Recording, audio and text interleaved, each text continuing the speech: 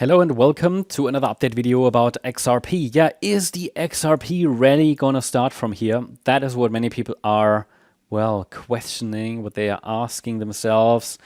The thing is, we have seen some indications, yeah, and the price has reacted to the support region here on the long-term chart, which is still located between 37.3 and 52 cents.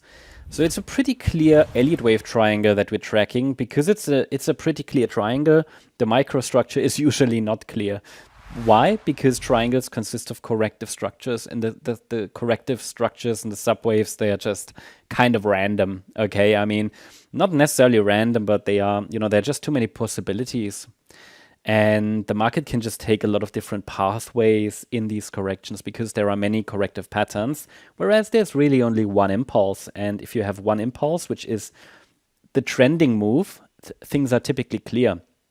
But when you deal with I don't know, not two, but 10, 12 different potentials for corrective patterns, and then also even more in the subwaves, well, things are just quite balanced on the smaller time frame, and things will get clear when we see 5-wave patterns, but we don't see them at the moment on the XRP chart. So I wanted to get you or give you an understanding of the bigger picture, the overall larger time frame for XRP, and I want to share with you the two scenarios and why it doesn't matter in the short term which one we're tracking. So there is the white scenario. You might recall that from the previous videos where we talked about here. Wave 1 to the upside was a 5-wave move, topped in 2018. Don't like that idea so much, but it's possible. And then we're now moving down in a wave 2. So it's long-term potentially bullish, but it will take a while, And in this scenario, the move down into the 2020 low was an A wave. We're now in a B wave because these wave 2 corrections are typically ABC structures. Now, if you're not so familiar with Elliott wave, then it's worth understanding that B waves can be triangles. And I'm tracking here an Elliott wave triangle in the B wave, which is labeled as A, B, C, D, E. And that C wave is likely still unfolding. And we would get in the C wave another corrective pattern. These are often quite complex in C waves, which makes sense because it is the case here as a W, X, Y structure in wave C. So I'm watching for a reaction to support to start the wave Y of C from the current price region, possibly targeting the white target zone that's located between $1.26 and $1.98 before we then see another DE pattern. So this would be potentially bullish in the short term.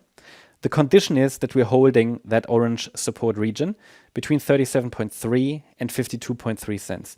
Now let's take a look at the more directly bullish scenario, more direct bullish pathway. In yellow, here we have a 3rd wave top, and the 4th wave is a triangle. In my opinion and experience, I mean, a B wave in wave 2 is quite rare that it's a triangle. In wave 4s, we see them more often. Therefore, this is sort of what I prefer. And in this scenario, we have an A wave, a B wave, a C wave. The D wave is now unfolding, but we can't really distinguish between the D wave in yellow and the C wave in white at the moment. Therefore, it doesn't matter in the short term which wave count it is. And in this scenario, we should also see a rally to the upside from the support region. And then we can get an E wave, and that could be a higher low, which could then, talking about a higher low above the June 22 low, and that could be a surge then from there in a wave 5 that might take us finally out of the local range to new all-time highs. But that's all something for the future. I think for now we can really only focus on what's in front of us, which would be a potential rally in either wave C in white or wave D in yellow. Does that mean it's a great setup? Not necessarily. Yeah, because a good classical Elliott wave setup typically forms with a 5-wave move into one direction and then a 3-wave move in the other direction. So for example, from a long trade point of view, it would be a 5-wave move up followed by a 3-wave pullback. Unfortunately, we don't see that on the XRP chart right now. What I'd like to see next to confirm further that the move up has started, so 1 second. It would be an ABC structure, by the way, right? Because the Y wave is an ABC, and there's probably just the C wave of a larger A wave, and it would likely unfold like that. Whereas the B wave could be in the late stages now. So A, B, we're now in a B wave, then could rally in wave C of A, form another B wave pullback, rally in wave C. That's it.